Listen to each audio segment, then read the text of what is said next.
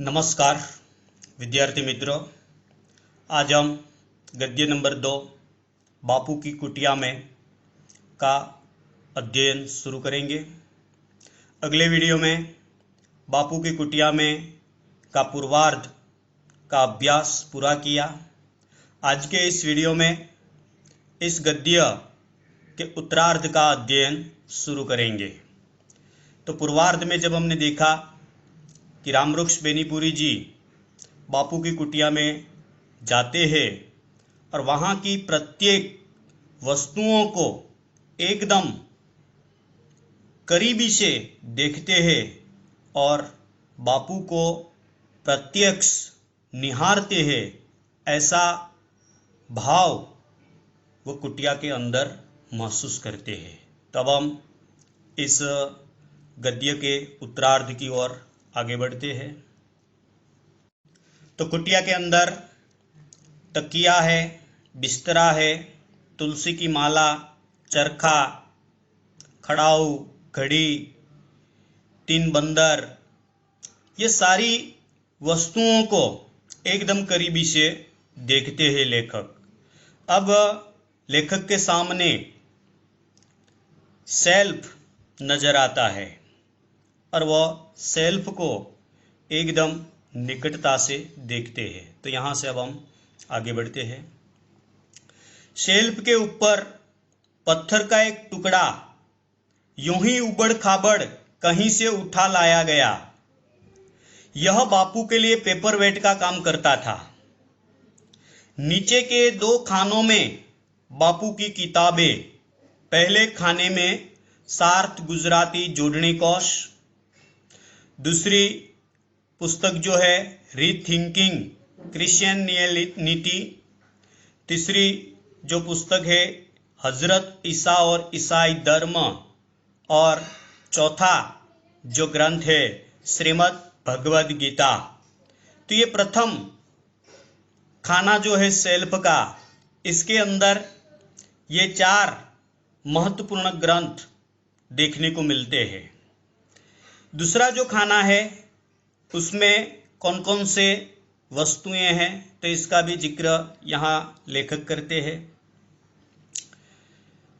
दूसरे खाने में रामचरितमानस का ग्रंथ, श्री स्वास्थ्य वृत्ति की पुस्तक, आश्रम भजनावली, और चौथी जो पुस्तक है गीता आणी गीताई। ये किताबें खानों के आगे एक एल्यूमिनियम का डिब्बा भी देखने को मिलता है जिसमें बापू सूत्र रखते थे। फिर वे 3 सुप्रसिद्ध बंदर जिन्होंने इतिहास में स्थान पा लिया है, सेल्फ के ऊपर ये तीनों बंदर भी मौजूद है। लगता है वे तीनों बंदर इस सुने वातावरण से घबरा उठे हैं। नहीं, जैसे एक ने बापू की मृत्यु की खबर सुनकर अपने कान सदा के लिए बंद कर लिए हैं। एक आंखों को तलहथियों से छिपाकर रो रहा है और एक अपने मुंह पर हाथ रखकर कह रहा है, अरे अब हम तुम क्या बोलोगे। जिसे बोलना था वह तो इस कुटिया को, इस बिस्तरे को खाली करके सदा के लिए चला गया। तो यहां जब हमने देखा कि भाई लेखक के सामने जो सेल्फ जो नजर आता है वो सेल्फ 3 खानों वाला सेल्फ है और तीनों खानों में बापू की महत्वपूर्ण वस्तुएं लेखक के सामने नजर आती है। जब लेखक पहला खाना देखता है तो इसमें सार्थ गुजराती जोड़नी कोश नजर आता है, रीथिंकिंग क्रिश्चियनिटी का ग्रंथ देखने को मिलता है, हजरत ईसा और ईसाई धर्म का जो ग्रंथ है वह भी लेखक के सामने नजर आता है, और चौथा जो महत्वपूर्ण ग्रंथ है श्रीमद् भगवद गीता वह भी लेखक के सामने नजर आता है। तो पहले खाने में सार्थ गुजराती जोड़नी कोश, रीथिंकिंग क्रिश्चियनिटी, हजरत ईसा और ईसाई धर्म और श्रीमद् भगवद गीता, ये पहले खाने में देखने को मिलते हैं। दूसरे खाने में रामचरितमानस, श्री स्वास्थ्य वृत्ति, आश्रम भजनावली और गीताणी गीताई की किताबें देखने को मिलती है। इसके अलावा एल्यूमिनियम का एक डिब्बा जिसमें बापू सूत रखते थे। तो ये दूसरे खाने में लेखक को देखने को मिलते हैं। और तीसरा जो खाना है, इसके अंदर बापू के 3 सुप्रसिद्ध बंदर देखने को मिलते हैं। और तीनों बंदरों की जो विशेषता है वो विशेषता भी के बारे में भी लेखक यहाँ लिखते हैं और कहते हैं कि ये तीनों बंदर बापू के चले जाने से चुप है। लेकिन ऐसा नहीं है। जब बापू की मृत्यु हुई तो एक बंदर ने अपनी आंखें बंद कर ली, दूसरे बंदर ने अपने कान बंद कर दिए और तीसरे बंदर ने अपनी जबान बंद कर दी। क्योंकि तीनों बंदर की सांकेतिक मुद्रा जो है वो हमें बहुत कुछ कहता है, बहुत कुछ गहरा संदेश देता है। और कहता है, पहला बंदर जो है वो हमें ये कहते हैं कि बुरा मत बोलो। जिन्होंने अपने मुंह पर हाथ रखे हैं वही बंदर हमें ये संदेश देता है कि बुरा मत बोलो। जिन्होंने अपनी आंख पर हाथ रखे हैं वो बंदर हमें ये संदेश देता है कि बुरा मत देखो। और जिन्होंने अपने कान पर हाथ रखे हैं वो बंदर हमें ये संदेश देता है कि बुरा मत सुनो। तो ये तीनों बंदर की जो सांकेतिक मुद्रा है इसके बारे में भी लेखक यहाँ हमें जानकारी देते हैं। अब हम आगे बढ़ते हैं। तीनों बंदरों की बगल में चिकने पत्थर का एक खुशनुमा टुकड़ा जिस पर लिखा है प्रेम ही भगवान है। फिर एक चित्रकारी की हुई डिबिया जिसमें 2-3 फुटकर चीजें। लेखक शेल्फ से जब आगे बढ़ते हैं तो वहां उसे एक चिकना पत्थर दिखाई देता है और वही पत्थर पर लिखा है प्रेम ही भगवान है। प्रेम ही भगवान है। ये वाक्य लेखक की नजर के सामने आता है और 2-3 वस्तुएं भी वहाँ मौजूद है, उसे भी लेखक देखते हैं। बिस्तरे के दूसरी ओर 3 छोटे छोटे डेस्क जिन्हें वो शायद लिखने के समय व्यवहार में लाते थे। डेस्कों के बाद खंबे से सटी चटाई पर एक छोटा सा कालीन जिस पर दीवार से लगा एक तकिया, यही मान्य अतिथि बैठाए जाते और वे बापू से धुल मिलकर बातें करते। फिर सारे घर में चटाइयाँ ही चटाइयाँ। लेखक जब शेल्फ से आगे बढ़ते हैं तो वहाँ पर डेस्क नजर आते हैं, जो बापू वही डेस्क पर अक्सर लिखते थे। तो वही डेस्क नजर आते हैं, उसे भी एकदम करीबी से देखते हैं।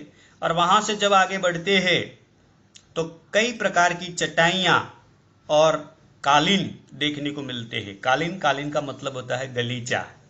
तो चटाइयाँ और गलीचा लेखक के सामने नजर आते हैं और लेखक वही चटाई और कालीन को देखते हैं। और वह कालीन और वह चटाई वही है जब बापू को मिलने के लिए जब कोई अतिथि आते थे तो वही अतिथियों को वही गलीचे और वही चटाई पर बैठाया जाता था और बापू के सामने बैठकर बापू और वो अतिथि बातचीत करते थे और बातचीत में धुल मिल जाते थे। तो सारे कमरे में चटाइयाँ ही चटाइयाँ नजर आते थे। जो बापू को मिलने के लिए आते थे वही लोगों को वही चटाइयों पर बैठाया जाता था।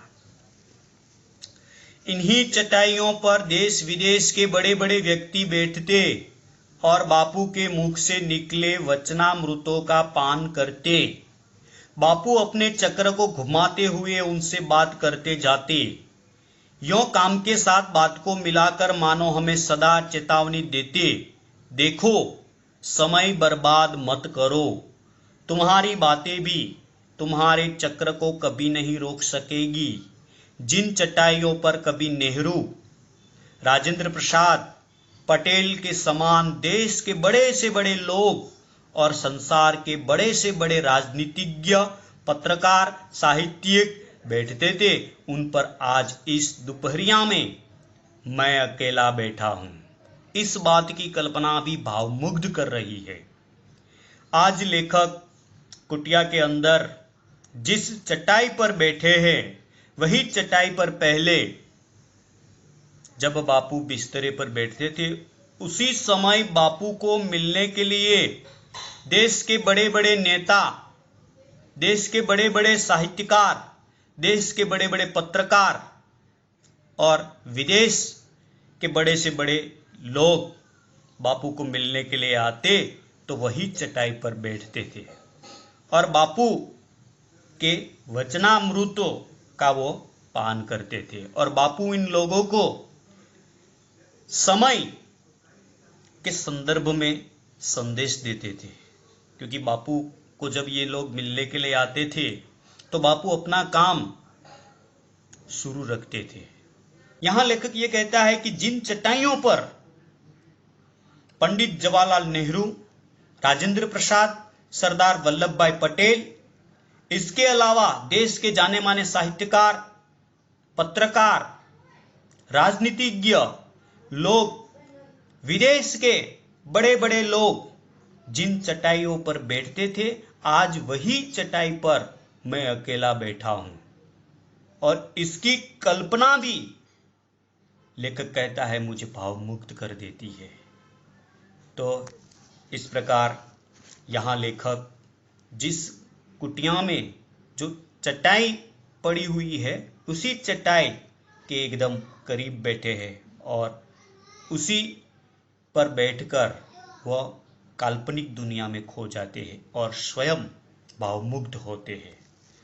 इन चटाइयों के ऊपर एक दफ्ती पर वह क्या लिखा हुआ टंगा है, उसे पढ़िए।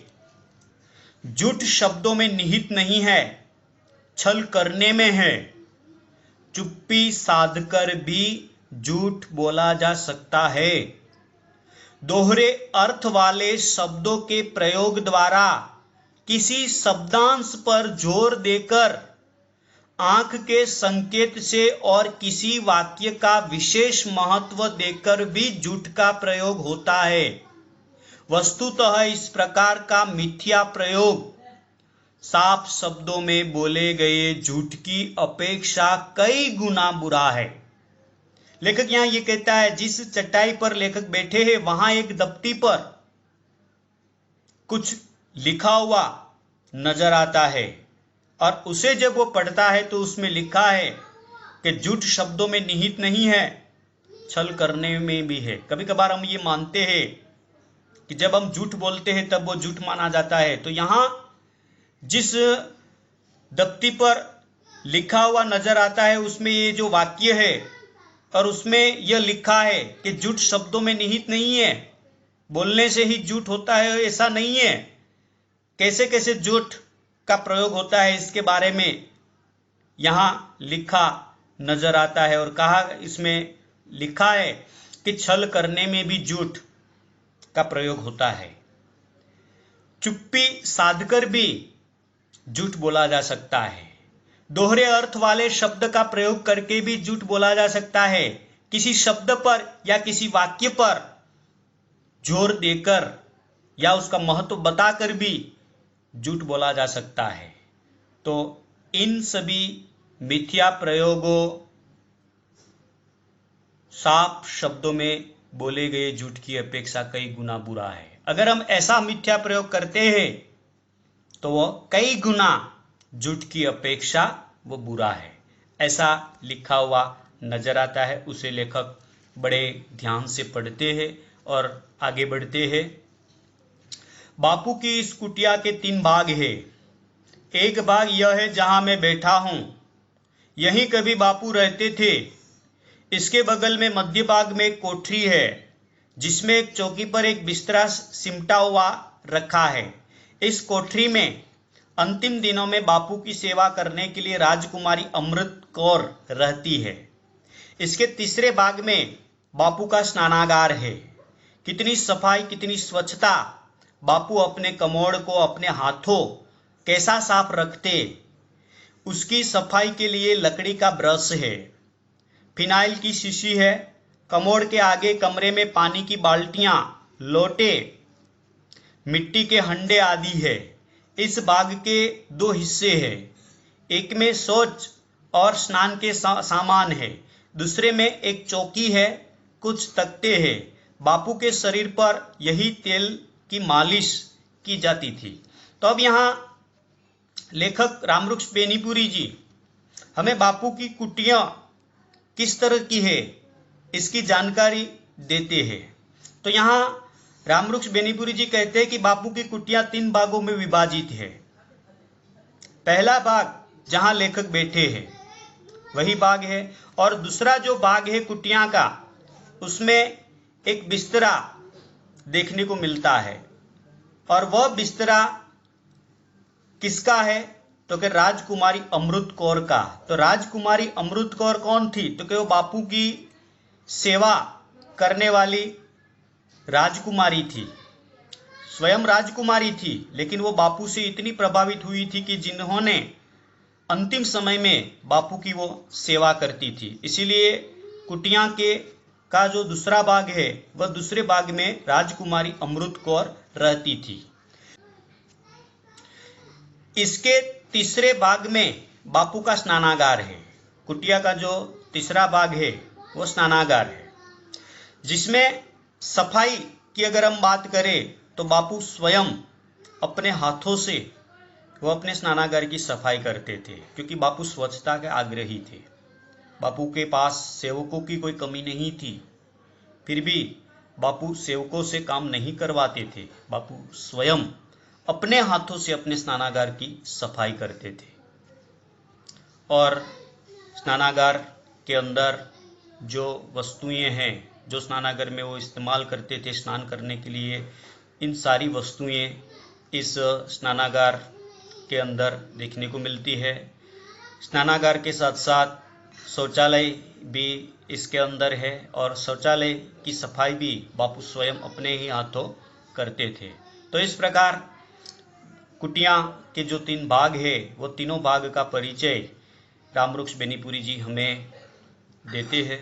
अब अंतिम पैराग्राफ की ओर अब हम आगे बढ़ते हैं। बापू की कुटिया की एक एक वस्तु को अपलक दृष्टि से देख रहा हूं और लिख रहा हूं। लेखक रामवृक्ष बेनीपुरी जी अंत में लिखते हैं कि बापू की कुटिया की एक एक वस्तु को अपलक दृष्टि से देख रहा हूं और उसके संदर्भ में मैं लिख रहा हूं। बांस और लकड़ी की बनाई हुई यह कुटिया, ऊपर खपरेल, दीवारें बांस की पट्टियों की है, जिन पर चटाइयां लगाकर ऊपर से मिट्टी से पोत दिया गया है। कहीं भी चूना या किसी रंग का प्रयोग नहीं किया गया है। दरवाजे और खिड़कियां काफी है, हवा और रोशनी की कमी नहीं है। यहाँ लेखक बापू की कुटिया किस सामग्री की बनी हुई है इसके बारे में जानकारी दी है कि बापू की कुटिया बांस और लकड़ी की बनाई गई है, ऊपर खपरेल है, दीवारें बांस की फट्टियों की है, चटाइयाँ लगाकर उसमें मिट्टी से पोत दिया गया है। इस कुटिया में कहीं भी चूना या रंग का प्रयोग नहीं किया गया है।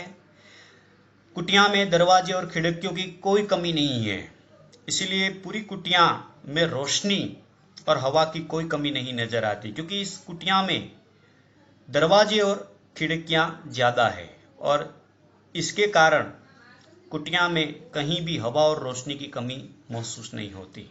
तो इस प्रकार बापू की कुटिया जो रेखा चित्र है उस रेखा चित्र को हम यहाँ पूरा करते हैं।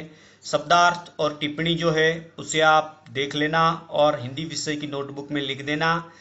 शब्दार्थ टिप्पणी के बाद स्वाध्याय में विकल्प वाले प्रश्न, एक एक वाक्य वाले प्रश्न, 2-3 वाक्य वाले प्रश्न और सविस्तार पूर्वक वाले प्रश्नों को आप अपने हिंदी विषय की नोटबुक में लिख देना। अस्तु।